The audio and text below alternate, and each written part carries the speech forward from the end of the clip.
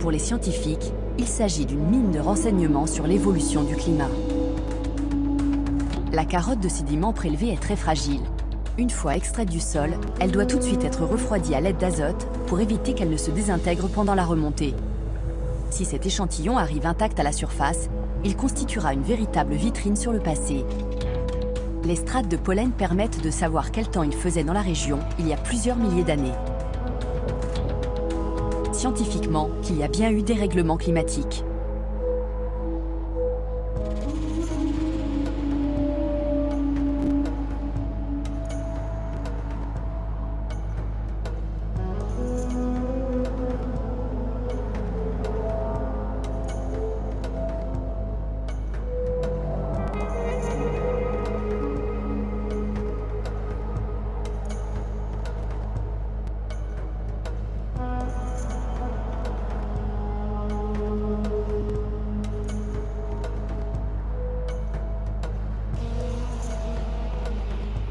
Seul ou en groupe.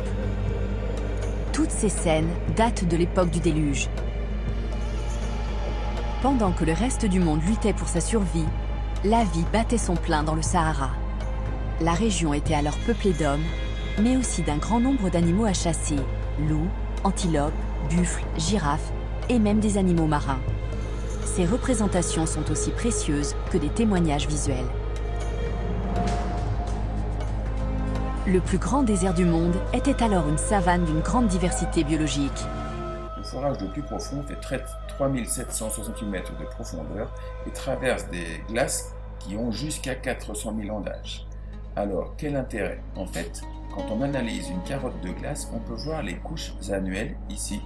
Donc les couches sombres représentant l'été, les couches claires représentant l'hiver, ce qui nous permet de dater très précisément l'âge des glaces, depuis aujourd'hui jusqu'à 400 000 ans en arrière.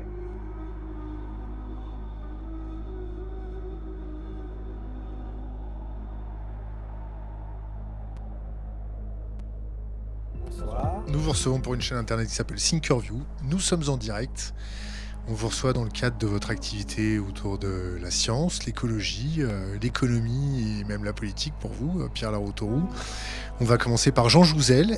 Jean Jouzel, est-ce que vous pouvez vous présenter succinctement, s'il vous plaît? Oui, succinctement. J'ai consacré toute ma vie à la recherche, en fait. Je suis chercheur sur l'évolution du climat. Et j'ai commencé il y a une cinquantaine d'années. Mais depuis, je m'intéresse aussi au climat, mais aussi, disons, aux aspects, aux conséquences de ce réchauffement climatique et aux aspects sociétaux. Je suis par exemple membre du Conseil économique, social et environnemental. Je m'intéresse aussi aux liens avec les décisions politiques. Je suis chercheuse en sciences du climat.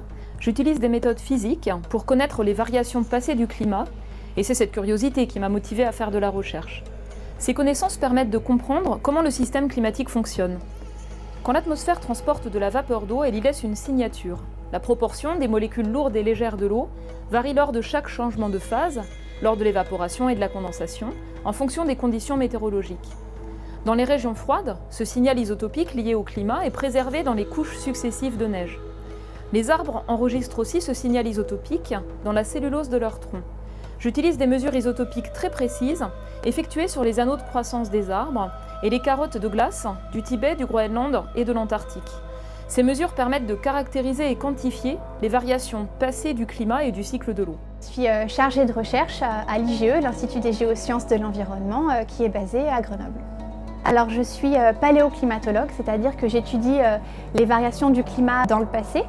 Et pour reconstituer ces variations du climat, j'utilise essentiellement des échantillons qui proviennent de carottes de glace qui sont forées en région polaire, au Groenland et en Antarctique. Jean Braun, qui est d'origine belge, qui a fait des études de physique et de maths à l'université de Liège. Dans un département d'astrophysique. C'est ça, oui. Ouais. Après, il a fait une thèse au Canada en océanographie. Après, il a fait un postdoc en Australie, à Canberra, où il est resté quand même 17 ans. 17 ans. Et il en est Postdoc. et il en est revenu professeur. Voilà, et vous êtes depuis 3 ans à Rennes. Vous êtes professeur à l'université de Rennes 1, directeur de recherche au CNRS.